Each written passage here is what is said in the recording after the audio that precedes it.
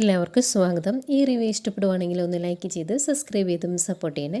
അപ്പോൾ നന്ദു പുറത്തേക്ക് പോകാൻ വേണ്ടി ഇറങ്ങി വരുവാണ്. അന്നേരം ഗോവിന്ദൻ ചോദിക്കുന്നുണ്ട് എവിടെ പോകാമെന്ന്. അന്നേരം എൻ്റെ ഫ്രണ്ട്സിനെയൊക്കെ ഒന്ന് കണ്ടിട്ട് വരാച്ചാന്ന് പറയുമ്പം ഗോവിന്ദൻ പറയുന്നുണ്ട് അത് നന്നായി, ഈ വീടിൻ്റെ അകത്തിങ്ങനെ മോളിങ്ങനെ അടച്ചിരിക്കുന്ന കാണുമ്പോൾ അച്ഛന് വിഷമം എന്ന് പറയും. അന്നേരം നന്ദു ചോദിക്കുന്നുണ്ട് ഇതിനു മുമ്പ് ഞാൻ പുറത്ത് പോകുമ്പോഴായിരുന്നല്ലോ അച്ഛന് വിഷമം എന്ന് ചോദിക്കുമ്പം ഗോവിന്ദൻ പറയുന്നുണ്ട് അത് നീ ആരോടെങ്കിലും വഴക്കുണ്ടാക്കിയാലോ എന്നോർത്തല്ലേ, ഏതായാലും പോയിട്ട് പെട്ടെന്നിങ്ങ് വന്നെ, ആരോടും വഴക്കൊന്നും ഉണ്ടാക്കാതെ.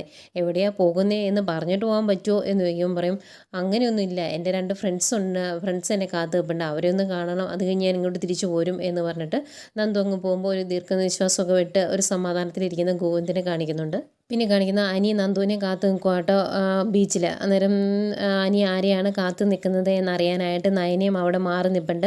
അപ്പം നയനയ്ക്ക് നല്ല ടെൻഷനുണ്ട് അനി ആരെയാണ് കാത്തു നിൽക്കുന്നത് എന്നറിയാനായിട്ട്. അപ്പോൾ കുറേ നേരം നോക്കി നിന്നിട്ടും കാണാത്തതുകൊണ്ട് അനി വിളിക്കുവാണ് നന്ദുവിനെ. അന്നേരം സ്കൂട്ടറിൽ വന്നുകൊണ്ടിരിക്കുമായിരുന്നു നന്ദു. ഫോൺ എടുത്തിട്ട് പറയുന്നുണ്ട് ഞാൻ അങ്ങോട്ട് വരുവാണ്, വരാൻ എനിക്ക് താല്പര്യമൊന്നുമില്ല, പക്ഷേ അനി വീട്ടിലോട്ട് ഇടിച്ചു കയറി വരും എന്ന് പറഞ്ഞുകൊണ്ടാണ് ഞാൻ അങ്ങ് എത്താമെന്ന് പറയും. അങ്ങനെ അനി ഫോൺ കട്ട് ചെയ്ത് ഇങ്ങനെ വെയിറ്റ് ചെയ്തിരിക്കുകയാണ്. അന്നേരം നയനിങ്ങനെ മനസ്സിൽ ഓർക്കുന്നുണ്ട് ഈശ്വര ആരെയോ പോലും അനി ഇങ്ങനെ കാത്തു നിൽക്കുന്നത് എന്നൊക്കെ ഇങ്ങനെ ഓർക്കുന്നുണ്ട്. അന്നത്തേക്കും കറക്റ്റ് അനാമികയെ ഫ്രണ്ട്സോടെ അങ്ങോട്ട് വരുവാണ്. അപ്പോൾ ഫ്രണ്ട്സ് അനാമികയോട് പറയും ദേ നിൽക്കുന്നു നിൻ്റെ ചെക്കൻ അനി എന്ന് പറയും. അന്നേരം അനാമിക പറയുന്നുണ്ട് നമ്മളിപ്പോൾ സംസാരിച്ചല്ലേ ഉള്ളൂ, ഏതായാലും നല്ല ആയുസുണ്ട്, ആ കാര്യത്തിൽ സംശയമൊന്നുമില്ല എന്ന് പറഞ്ഞ് അവരടുത്തേക്ക് വരും കേട്ടോ. എന്നിട്ട് അനിയോട് ചോദിക്കുന്നുണ്ട് അനി ഞങ്ങൾ വരുമെന്ന് അനിയോട് ആരെങ്കിലും പറഞ്ഞായിരുന്നോ, അതാണ് ഇവിടെ വന്ന് നിൽക്കുന്നത് എന്ന് ചോദിക്കും. എന്നോട് ആരും അങ്ങനെ പറഞ്ഞൊന്നുമില്ല, എൻ്റെ ഒരു ഫ്രണ്ട് വരാമെന്ന് പറഞ്ഞുകൊണ്ട് ആ ഫ്രണ്ടിനെ കാത്ത് നിൽക്കുമായിരുന്നു എന്ന് പറയും. അപ്പോൾ ഇവർ രണ്ടുപേരുടെ സംസാരിക്കുന്ന കാണുമ്പോഴത്തേക്കും എനിക്ക് ഒരു ആശ്വാസവും ഇനി അനാമികയായിരുന്നു നോക്കി നിന്നത്, എനിക്ക് കുഴപ്പമില്ല സമാധാനമായി എന്നിങ്ങനെ മനസ്സിലോർത്ത് നയനെ തിരിച്ചു പോരും. ആ സമയത്ത് കറക്റ്റ് നന്ദു അങ്ങോട്ട് വരുന്നുണ്ട്. അപ്പം അനിയും അനാമികയുടെ സംസാരിച്ചുകൊണ്ട് നിൽക്കുന്നത് നന്ദു കാണുന്നുണ്ട്. അപ്പം നന്ദുവിന് ആകെ ഒരു വിഷമം. എന്നിട്ട് നന്ദു പയ്യെ അവിടെ നിന്ന് തിരിച്ചു പോരാൻ തുടങ്ങുകയാണ്. അന്നേരം നന്ദു വന്ന് നിൽക്കുന്നത് അനിയും കാണുന്നുണ്ട്. അനി പയ്യെ അനാമിക കാണാതെ നോക്കുന്നുണ്ട് കേട്ടോ. അനിക്കും ആകെ വിഷമമാകുന്നുണ്ട്. അതൊക്കെ അനാമികയുടെ ഫ്രണ്ട്സിനെയൊക്കെ പറഞ്ഞു വിടുവേ. അപ്പോൾ ഫ്രണ്ട്സ് പറയും ഏതായാലും നിങ്ങൾ സംസാരിക്കുക, ഞങ്ങൾ പോവാം എന്ന് പറഞ്ഞ് ഫ്രണ്ട്സ് അങ്ങ് പോകും. അവർ പോയി കഴിയുമ്പോഴത്തേക്കും ആകെ വിഷമത്തിൽ നിൽക്കുവാണല്ലോ അനി. അന്നേരം അനാമിക ചോദിക്കുന്നുണ്ട് എന്താ നിനക്ക് എന്നെ ഇവിടെ വെച്ച് കണ്ടത് ഇഷ്ടപ്പെട്ടില്ലേ, നിൻ്റെ മുഖത്തൊരു തെളിച്ചൊന്നും ഇല്ലല്ലോ എന്നിങ്ങനെ ചോദിക്കും. ഞാൻ പറയും എനിക്ക് തെളിച്ചുകുറവൊന്നുമില്ല, എൻ്റെ ഒരു ഫ്രണ്ട് ഇവിടെ വരാമെന്ന് പറഞ്ഞായിരുന്നു, ഞാൻ അവനെ വെയിറ്റ് ചെയ്ത് നിൽക്കുമായിരുന്നു എന്ന് പറയും. അന്നേരം ചോദിക്കുന്നുണ്ട് ഇനി എന്താ പരിപാടി എന്ന് ചോദിക്കുമ്പോൾ വേറെ പരിപാടിയൊന്നുമില്ല, വീട്ടിലേക്ക് തിരിച്ചു പോകണം എന്ന് പറയുമ്പോൾ അതെങ്ങനെയാണ് നമ്മൾ കണ്ടിട്ട് അങ്ങനെ പെട്ടെന്ന് അങ്ങ് പിരിഞ്ഞു പോകുന്നത്, നമുക്കൊന്ന് റെസ്റ്റോറൻറ്റ് വരെ ഒന്ന് പോയാലോ, ഒരുമിച്ചിരുന്ന് കുറച്ച് നേരം സംസാരിക്കായിരുന്നു എന്ന് പറയും. അന്നേരം അനി പറയുന്നുണ്ട് എനിക്കാണ് ഒരുപാട് തിരക്കുണ്ട്, അച്ഛൻ്റെ അമ്മയുടെയും കൂടെ കല്യാണം വിളിക്കാൻ ചെന്നില്ല എന്ന് പറഞ്ഞാൽ അവർക്ക് പരിഭവമാണ്, അതുകൊണ്ട് തിരക്കാ എന്ന് പറയും. അന്നേരം അനാമിക പറയുന്നുണ്ട് നീ എന്താ ഇങ്ങനെ, നിനക്ക് ഒന്നിനും ഒരു താല്പര്യമില്ലല്ലോ, ഒന്ന് ഫോൺ വിളിച്ചാൽ സംസാരിക്കാൻ ബുദ്ധിമുട്ട്, അതുപോലെ നേരിട്ട് കണ്ടാൽ പോലും നിനക്കൊരു ഇൻട്രസ്റ്റ് ഇല്ല ഒന്നിനും എന്ന് പറയും. അന്നേരം അനി പറയുന്നുണ്ട് അതിനൊക്കെ ഇനി സമയമുണ്ടല്ലോ, വിവാഹം കഴിഞ്ഞ് കഴിഞ്ഞാൽ നമ്മൾ എപ്പോഴും ഒരുമിച്ച് തന്നെയല്ലേ ഇരിക്കുന്നത് എന്ന് വയ്ക്കും. അന്നേരം അനാമിക പറയുന്നുണ്ട് എൻ്റെ ഫ്രണ്ട്സിനെയൊക്കെ നിനക്കൊന്ന് പരിചയപ്പെടുത്തി കൊടുക്കണമെന്ന് എനിക്ക് ആഗ്രഹം ഉണ്ടായിരുന്നു എന്ന് പറയും. അന്നേരം അനി പറയുന്നുണ്ട് അതൊക്കെ വിവാഹശേഷം പോരെ എന്നിങ്ങനെ ചോദിക്കുക. അന്നേരം അനാമിക പറയുന്നുണ്ട് എല്ലാവരും വിവാഹത്തിന് മുമ്പാണ് പ്രേമിക്കുകയും അവരുടെ ഇഷ്ടങ്ങളെ പരസ്പരം പറയുകയും ഒക്കെ ചെയ്യുന്നത്, നിനക്ക് അങ്ങനെ ഒരു ഇഷ്ടവും ഇല്ല, അങ്ങനെ ഒരു സ്വഭാവവും ഇല്ല, എന്താ അനി നീ ഇങ്ങനെ എന്ന് ചോദിക്കുക. അന്നേരം അനി പറയുന്നുണ്ട് എനിക്ക് അങ്ങനെ ഒരു കുഴപ്പമില്ല, ഇതൊക്കെ വിവാഹത്തിന് ശേഷവും നടക്കുന്ന കാര്യമല്ലേ, പിന്നെ എന്തിനാ ഇങ്ങനെയൊക്കെ പറയുന്നത് എന്ന് ചോദിക്കും. അന്നേരം എൻ്റെ കൂടെ റെസ്റ്റോറൻറ്റ് വരെ വരാൻ നിനക്ക് എന്തെങ്കിലും ബുദ്ധിമുട്ടുണ്ടോ എന്നിങ്ങനെ ചോദിക്കുകയാണ്. അന്നേരം അനി മനസ്സിലോർക്കുന്നുണ്ട് ഈശ്വര നന്ദു വന്ന സമയത്ത് തന്നെ ഇവളും വന്നല്ലോ, എന്താ ചെയ്യുന്നത് എന്നിങ്ങനെ മനസ്സിലോർക്കുന്നുണ്ട്.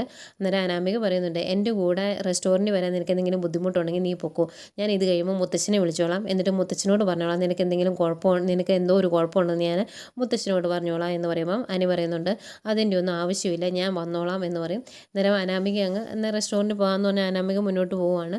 അന്നേരം അനി മനസ്സിലോർക്കുന്നുണ്ട് ഇത് എന്തൊരു കഷ്ടമാണ്, നന്ദു വരുന്ന കറക്റ്റ് സമയത്ത് ഇവളും വന്നല്ലോ, എന്താ ചെയ്യുന്നത് എന്നോർത്ത് വിഷമിച്ച് കൂടെ പോവാണ്. പിന്നെ കാണിക്കുന്നത് നവ്യയും കനകയാണ്. കനക നവ്യയുടെ മുടിയൊക്കെ എടുത്ത് വൃത്തിയാക്കി കൊടുത്തുകൊണ്ടിരിക്കുക. അന്നേരം നവ്യ പറയുന്നുണ്ട് 7ാം മാസം ഒന്നും നോക്കി നിൽക്കണ്ടമേ, ഇനി അമ്മ പോകുമ്പോൾ അമ്മയുടെ കൂടെ ഞാൻ വീട്ടിലോട്ട് വന്നോളാം എന്ന് പറയും. അന്നേരം കനക ചോദിക്കുന്നുണ്ട് ഇതിനു മുമ്പ് ഇങ്ങനെയൊന്നും ആയിരുന്നില്ലല്ലോ, ഇപ്പം എന്താ സ്വഭാവം മാറിയതെന്ന് ചോദിക്കുമ്പോൾ അന്ന് എനിക്ക് ഇങ്ങനെ ഒരു തിരിച്ചറിവൊന്നുമില്ല, ഇപ്പം കാര്യങ്ങളെല്ലാം എനിക്ക് മനസ്സിലായി തുടങ്ങി അതുകൊണ്ടാണ് എന്ന് പറയും.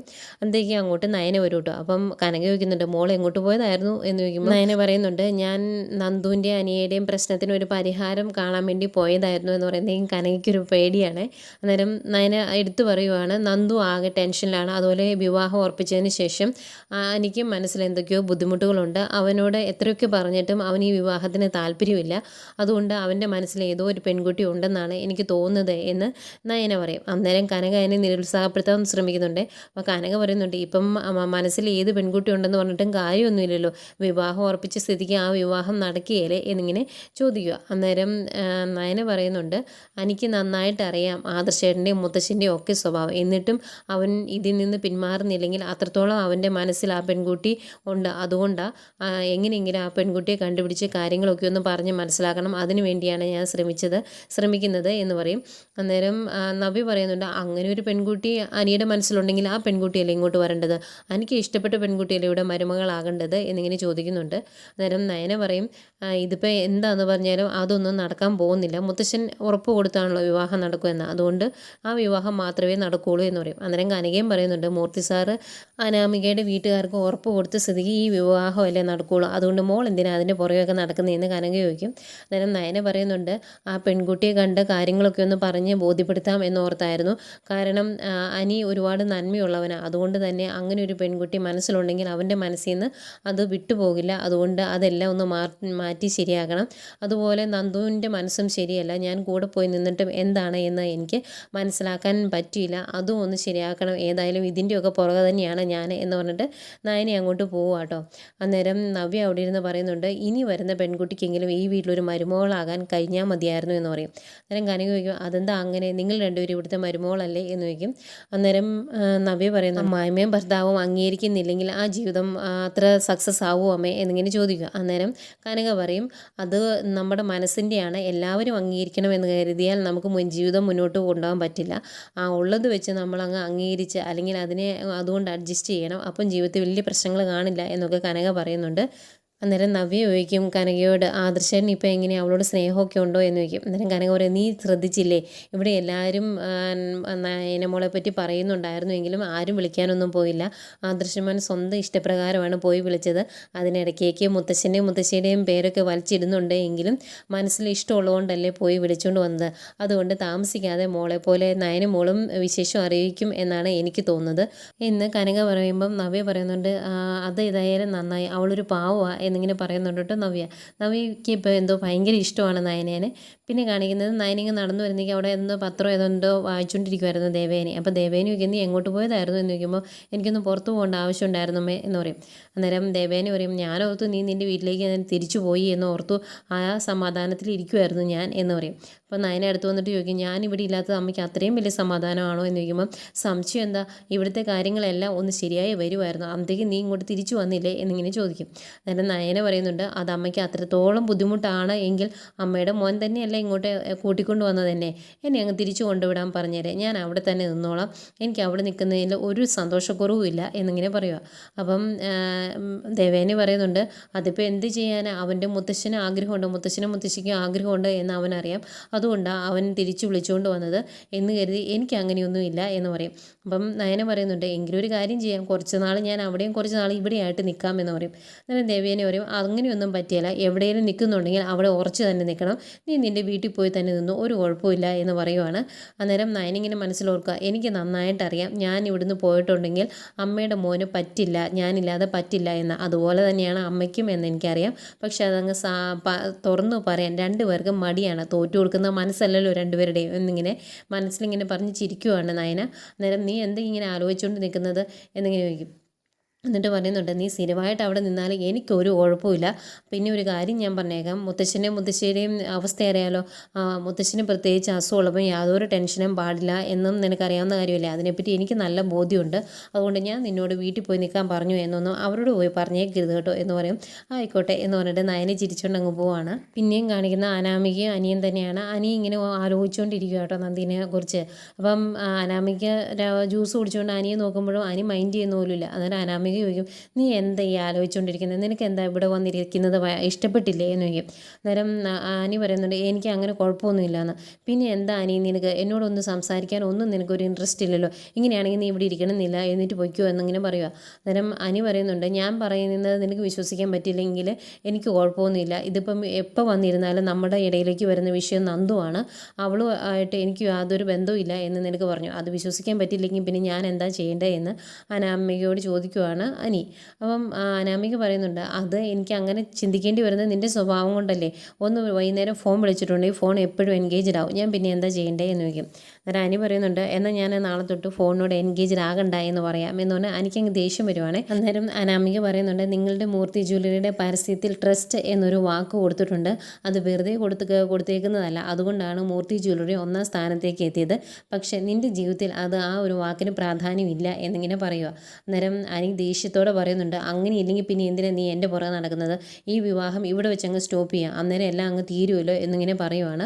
അന്നേരം അനാമിക പറയുന്നുണ്ട്, അങ്ങനെ സ്റ്റോപ്പ് ചെയ്യാൻ വേണ്ടിയാണോ ഈ വിവാഹമായിട്ട് മുന്നോട്ട് പോകുന്നത്, നിൻ്റെ മുത്തശ്ശൻ ഇനി ഞങ്ങൾക്ക് വാക്ക് തന്നത് അതിന് വേണ്ടിയാണോ എന്നൊക്കെ ഇങ്ങനെ ചോദിക്കുക.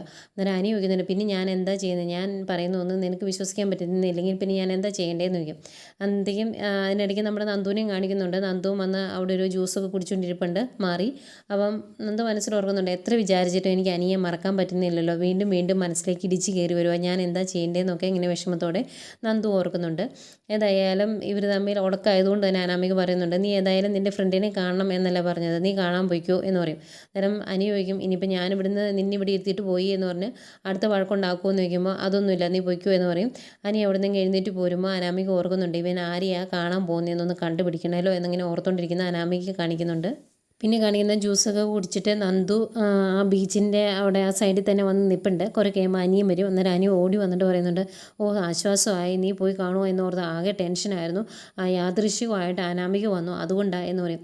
അന്നേരം നന്ദു ചോദിക്കുന്നുണ്ട്, എന്തിനാ അനി എന്നെ ഇങ്ങനെ ഇടയ്ക്കിടയ്ക്ക് വിളിച്ച് വരുത്തുന്നത്, നിൻ്റെ വിവാഹം ഉറപ്പിച്ചതെന്ന് നിനക്ക് അറിയത്തില്ലേ എന്ന് ചോദിക്കും. അന്നേരം അനി ചോദിക്കും, വിവാഹം ഉറപ്പിച്ചു എന്ന് ഓർത്ത് തന്നെ എനിക്ക് നിന്നെ കാണാൻ പാടില്ലേ എന്ന് ചോദിക്കും. എന്നിട്ട് പറയുന്നുണ്ട്, ഉള്ള കാര്യം ഞാൻ പറയാം, എനിക്ക് നിന്നെ വിവാഹം കഴിക്കാൻ ഇഷ്ടമാണ്, നിനക്ക് അങ്ങനെ താല്പര്യമുണ്ടോ എന്ന് എനിക്ക് അറിയണം എന്ന് പറയും.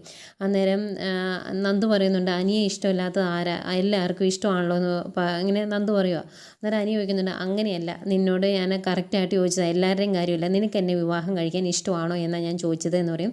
അന്നേരം നന്ദു ചോദിക്കുന്നുണ്ട്, ഞാൻ അങ്ങനെ ഒരു അനുകൂല മറുപടി തന്നിട്ടുണ്ടെങ്കിൽ ഇപ്പോൾ എന്ത് ചെയ്യാൻ പറ്റും, ഒന്നും ചെയ്യാൻ പറ്റില്ലല്ലോ എന്നിങ്ങനെ നന്ദു ചോദിക്കും. അന്നേരം അനി പറയുന്നുണ്ട്, അങ്ങനെയൊന്നും വിചാരിക്കേണ്ട, ചിലപ്പം ചില പൊട്ടിത്തെറികൾ ഉണ്ടാകുമായിരിക്കും, എങ്കിലും സാരമില്ല, നീ ഒരു അനുകൂല മറുപടി തന്നു കഴിഞ്ഞാൽ ഞാൻ ഈ കാര്യങ്ങൾ ആദർശേട്ടനോട് പറയും, ആദ്യമൊക്കെ ആദർശേട്ടൻ എതിർക്കുമായിരിക്കും, എങ്കിലും എൻ്റെ കൂടെ നിൽക്കും എന്നൊക്കെ പറയുക. അന്നേരം നന്ദു പറയുന്നുണ്ട്, എൻ്റെ 2 ചേച്ചിമാർ അവിടെ ഉണ്ട് എന്നുള്ള കാര്യം മറക്കരുത് എന്ന് പറയും. അന്നേരം അനി പറയും, അവർ രണ്ടുപേരും അവിടെ ഉണ്ട് എന്ന് കരുതി നന്ദുവും കൂടി അങ്ങോട്ട് വന്നു എന്നോർത്ത് എന്തെങ്കിലും പ്രശ്നമുണ്ടോ എന്നിങ്ങനെ അനി ചോദിക്കുക. ഇങ്ങനെ ഇവർ സംസാരിച്ചുകൊണ്ട് നിൽക്കുന്നത് അനാമിക കാണുന്നുണ്ട്. അനാമികയ്ക്ക് അതൊട്ടും ഇഷ്ടപ്പെടുന്നില്ല. ഇത് കാണിച്ചുകൊണ്ടാണ് ഇന്നത്തെ എപ്പിസോഡ് അവസാനിക്കുന്നത്.